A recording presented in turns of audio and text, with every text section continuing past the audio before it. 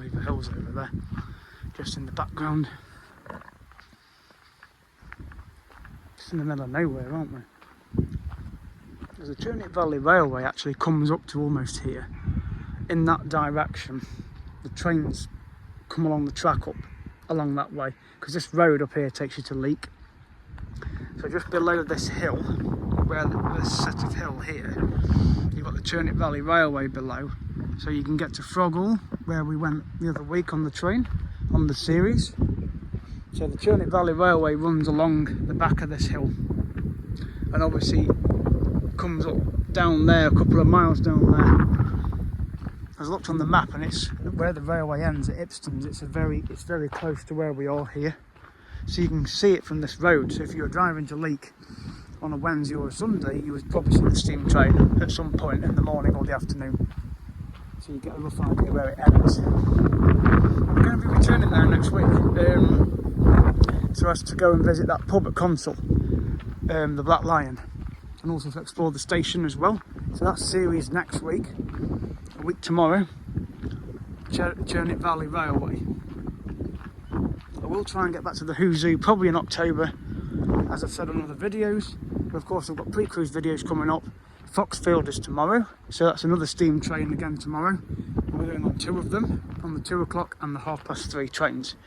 The weather may be iffy, but I will make sure I've got my Kaggle or Mac with me. But I'll spend a lot of time inside the museum looking at the trains in there, like we did the other week.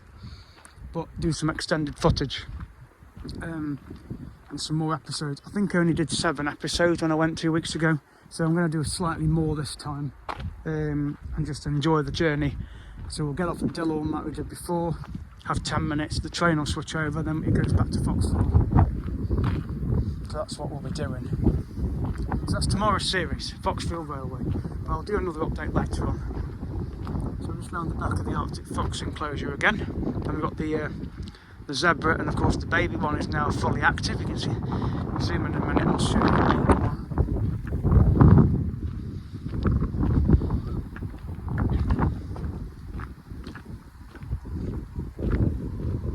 Yeah, there's the baby foal. Ah, that's cute little baby. Just on a number 2. Because I didn't get that on camera. There's the baby one, look. Next to his mum, or his dad, possibly.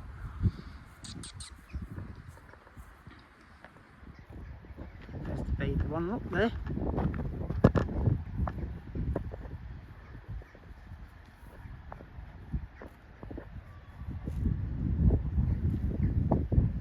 They're basically black and white horses, aren't they, really? To be fair, when you look at them, just like a black and white horse. Very similar build, aren't they? Obviously we know it's a zebra, but they're just like black and white horses, really. And there's the baby one, look now. There you go.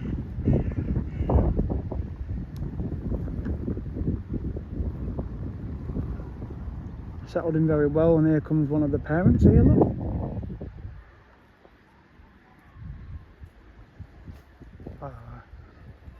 Cute.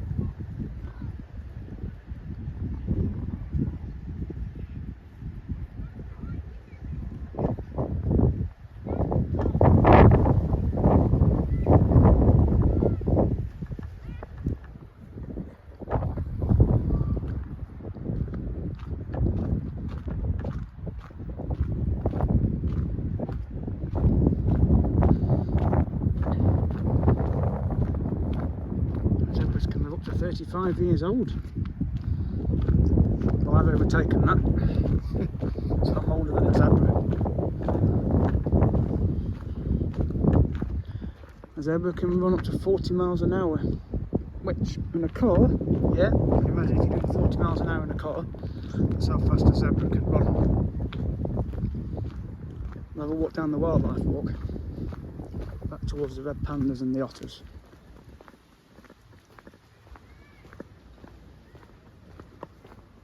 So this wallaby enclosure is not as exciting now because the new one's better, because there's more of them. Because they've transferred most of them out of here in a truck up to the other side of the park, So they're near the red squirrels, so I did an extensive footage up there earlier. There's a wallaby just here by the fence. So we'll go through the hidey hut and just follow this path now back to the otters and the red pandas.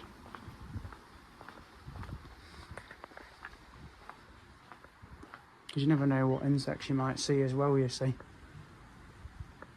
Especially at the pond just up here.